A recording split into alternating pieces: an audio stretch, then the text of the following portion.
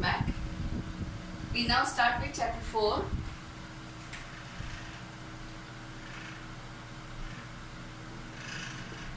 Of oral evidence.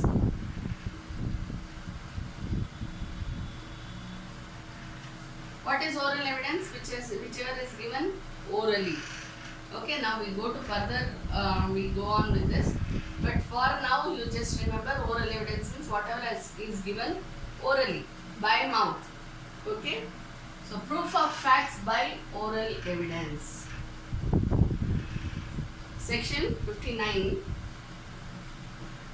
Proof of facts by oral evidence. Now we already know documentary evidence is primary evidence, right? So when do we give oral evidence? Whenever it is necessary. Sometime back we had read, if you remember, anything for any of the documents which we have given, when will oral evidence be needed? And I had given you certain criteria when oral evidence will be needed, even though there is a presence of documentary evidence. Understand? So oral evidence, proof of facts by oral evidence, when is it taken into consideration by the court? When does the court ask for oral evidence? When it is necessary. Necessary for what? To explain, introduce or explain the facts of the case. See, for example, till now we were reading about opinions. So what is it? Whether there is existence of relationship or not. In petition we will surely write there is no existence of relationship, Your Honor. So kindly allow the case in my favor. Okay. Opposite party will say, no, there is existence of relationship. So please don't allow the judgment in his favor. Give the judgment in favor of me. Right? So in that matter, what happens? One party is saying yes, there is. One party says no, there is no relationship. Now whom will the judge look at? It's quite difficult because both of them are equally proving by documentary evidence saying that there is nothing. So in that case, when there is a need to introduce or explain the facts of the case, then oral evidence will be taken into consideration. When the documents, these are all the things which we have already done. I am just telling you once again. When the documents are not clear or when the documents do not suffice,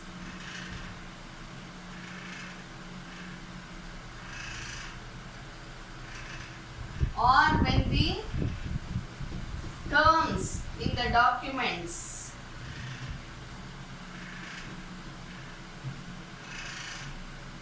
do not show the varied terms.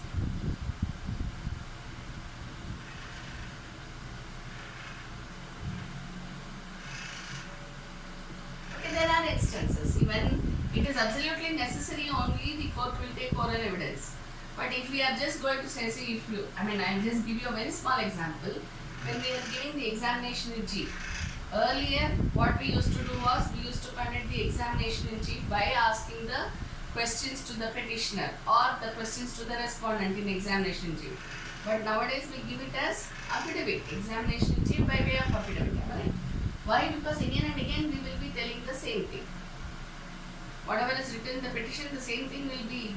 So instead of wasting the time like that, let us just give an affidavit and then we go on to the cross-examination. So that is the procedure in most parts of the country now. Okay?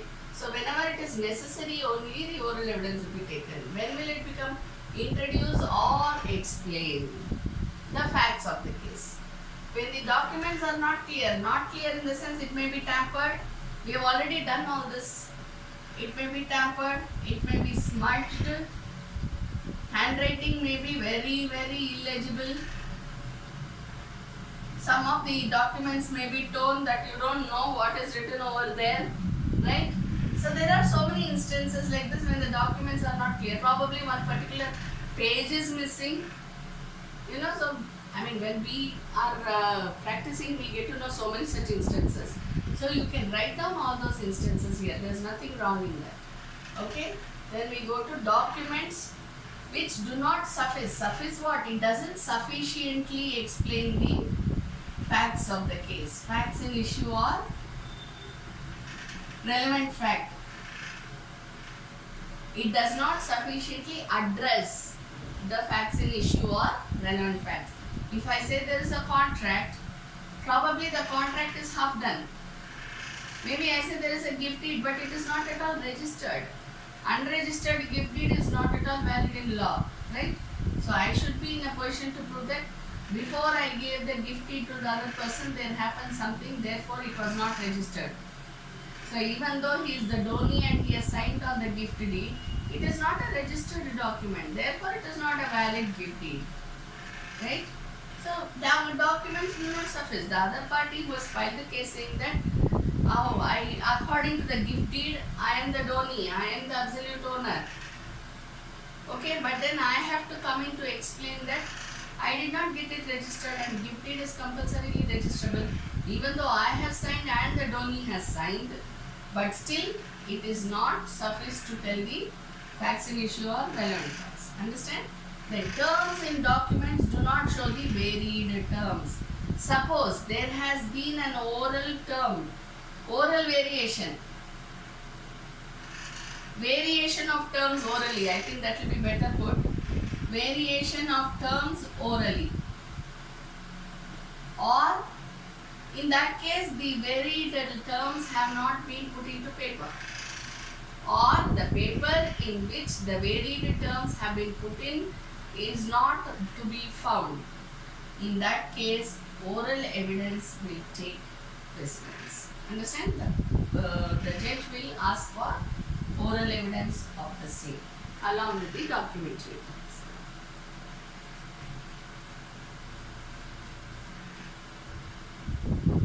We go on to the next section, section 16.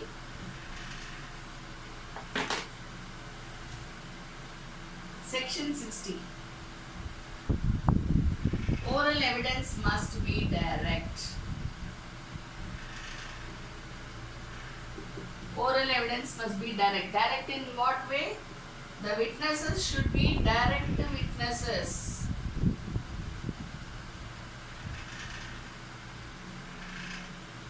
They should come directly to the court and then tell thee what are the facts in issue and relevant facts. Someone told me, so I am telling you this. Where have you heard this? Hearsay evidence is no evidence at all. Hearsay evidence is no evidence at all. So anyone, see, when it comes to criminal cases, you call them as eyewitnesses. But when it comes to civil cases, they are not known as eyewitnesses. They are plain witnesses. Understand? So, how should oral evidence be? It should be direct. It should deal with the facts and issue and relevant facts. By whom? By the people who have been witness to the particular facts and issue or relevant facts. Understand? Because the law says hearsay evidence is no evidence at all. You would have heard this, right? Okay, so with this we finish this chapter and we go on to the next chapter, which is regarding the documentary evidence.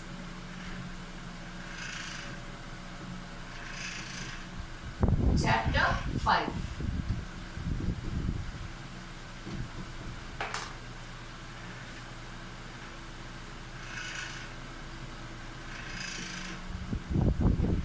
Of documentary evidence. Section 61. Proof of contents of document.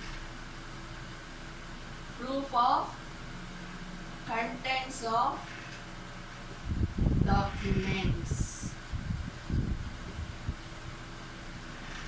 Documents is primary evidence.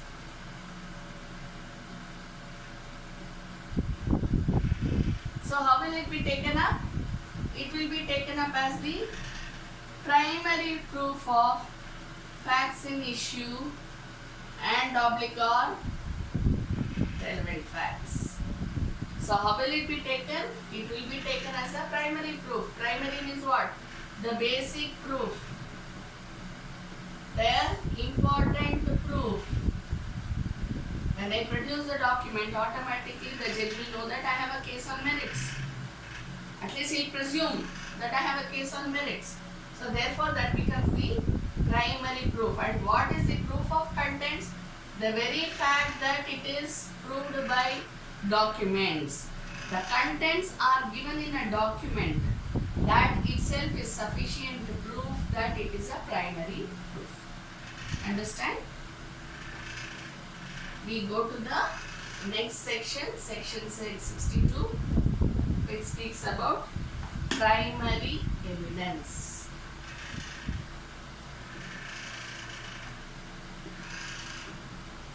See, when we say primary evidence, what is it? The basic. All of us have gone through primary school and then come on to the high school and then the college. So that is the logic over here. What is primary? The basic evidence which is given. So when we are talking about documents, documentary evidence is the primary evidence. It is considered as the primary. It is the basic evidence, the basis on which the court takes cognizance of the case. It is the basis on which the court takes cognizance of the case. See, when we give the primary evidence, first how do we file a case? We file a case along with the documents, right? So that will provide us prima facie evidence. Apparent on the face of it, am I right? That is prima facie. Apparent. So prima facie evidence is how? Through the documentary. So that becomes the basis, that becomes the important evidence based on which the case is taken cognizance of. Section 63. Secondary evidence. Primary evidence is the basis on which the court takes cognizance. Therefore, it becomes important evidence. What about secondary evidence? Where there is absence of primary evidence.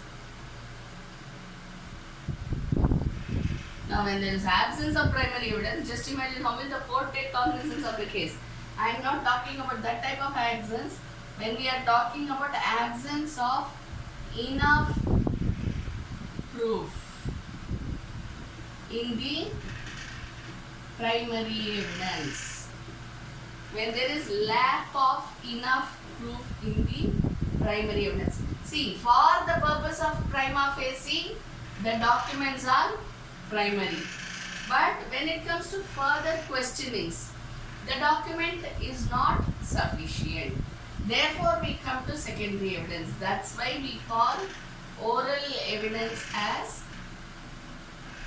secondary evidence. We call not certified copies, the copies as secondary evidence. In the absence of the originals, see, if originals is filed, then certified copies become secondary evidence.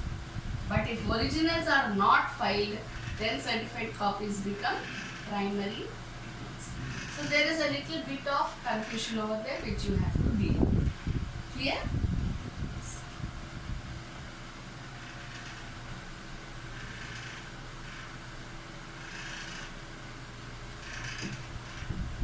We go on to the next section, which is section 64.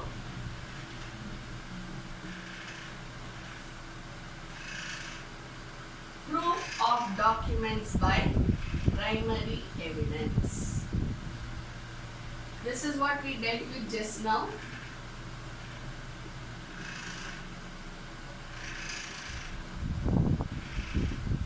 What did we do just now? Documents are deemed to be primary evidence. Why? Because documents are the ones which is filed when we file a case. Therefore, it becomes primary evidence. Proof of documents by primary evidence. When we provide the document itself speaks for itself. The document speaks for itself. So how is the proof given? Proof is given by the document itself. If I am producing the copy of the partition deed, the partition deed itself speaks. Right? Saying that yes, I was executed on so and so date by so and so person, and the partition took place between all these people or among all these people. Right? So the document speaks for itself. So proof of document by primary evidence. The document becomes the primary evidence and speaks for itself. Okay? Now we go to section 65.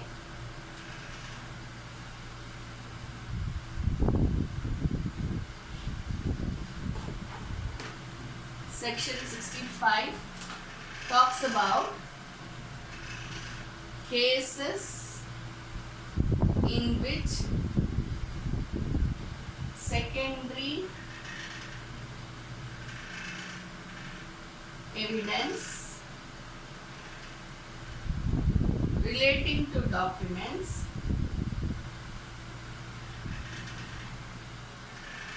may be given. Cases, that means what? The instances when secondary evidence here means oral evidence relating to the documents may be given. So when will oral evidence be given? When documents have already been produced before the court.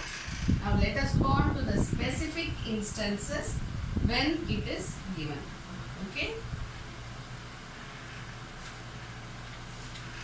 Which are the specific instances when it is given? Number 1, when the original is shown or appears to be in the possession of or power of the opposite party. When the possession is not with the person who is contending the facts in issue or relevant facts or who is objecting to it. Okay? When the possession or the power over the document is with another person. When the possession itself is with the other person, where is the document? The other person has it. Or the power over the document. It is not registered. I have given it to the sub-register office, but I have not got to the sub-register office yet. So the document is still there, or it is with any other person. So the possession or the power is with any other person other than the person who is raising the objections.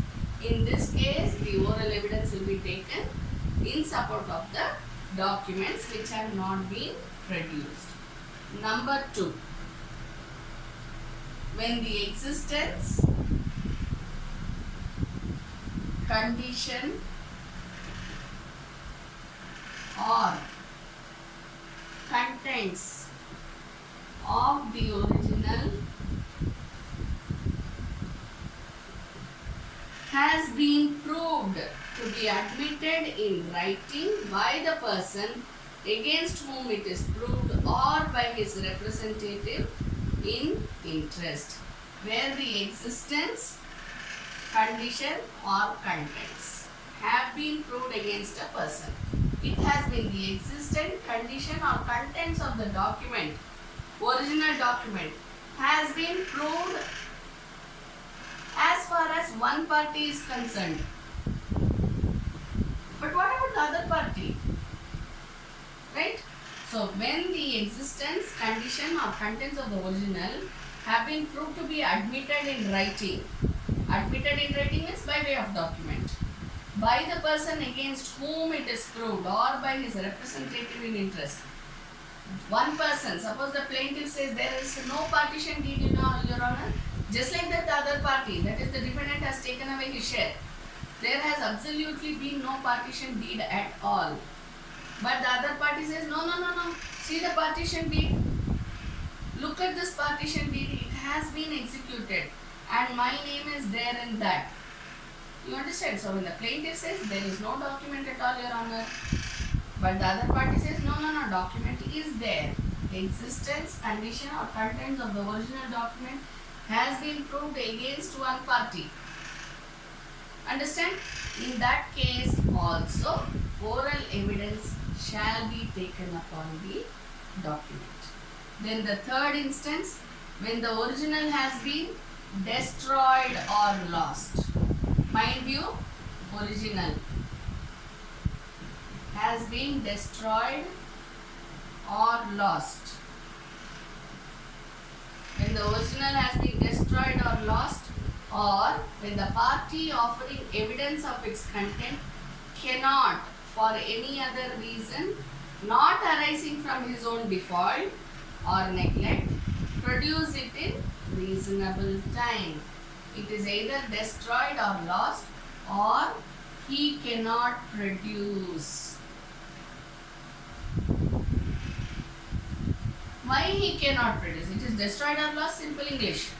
He cannot produce it within reasonable time. Judge will give time. Okay?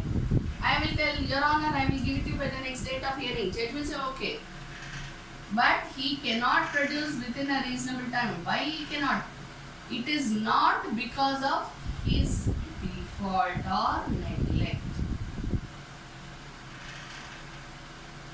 It is not because of his own problem. It is because of somebody else's default or neglect. Other person's default or neglect. Where else have you read this? When we are doing the Contract Act, when we are speaking about duty of care. Okay? So it is not due to his default or neglect, it is because of the default or neglect of some other person. When we say acts of God, third party interventions, right? So all these sum up this particular subclause. Not the subclause, that is one instance. So it is either destroyed or lost, or he cannot produce it within reasonable time. We go to the fourth one.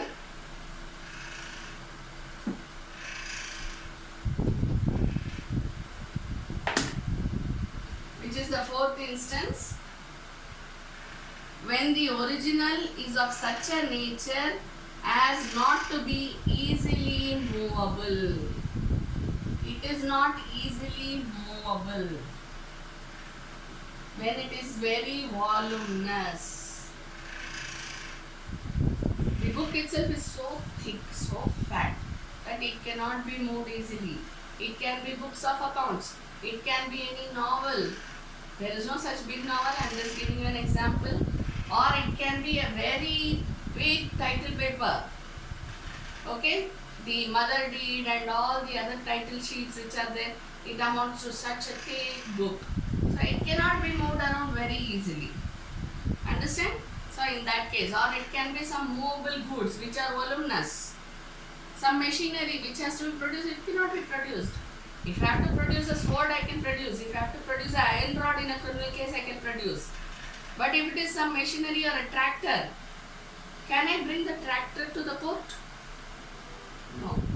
Okay, that's what I mean by this. Then we go on to the fifth one. When the original is a public document. Original is a public document, and we know public document belongs to public authorities. Though it belongs to us, it belongs to the public in general, but the authority cannot go on giving original to all of us. There is only one original, right? There is only one original. Therefore, public document, in case of public document, it is enough if we produce the certified copy and then give oral evidence on it. Okay?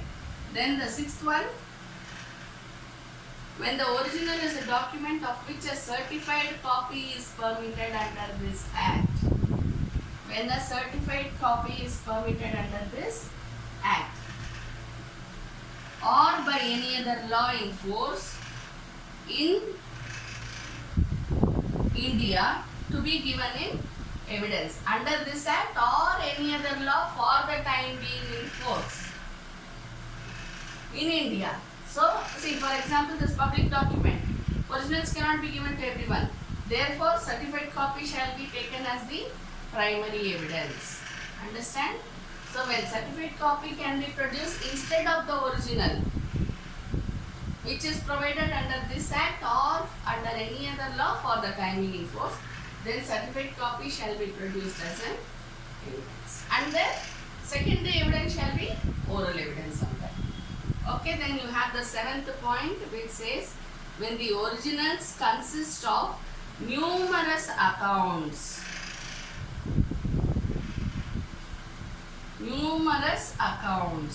Or when documents which cannot conveniently be examined.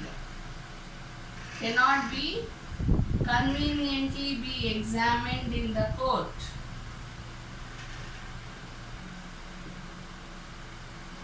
And the fact to be proved is the general result of the whole collection.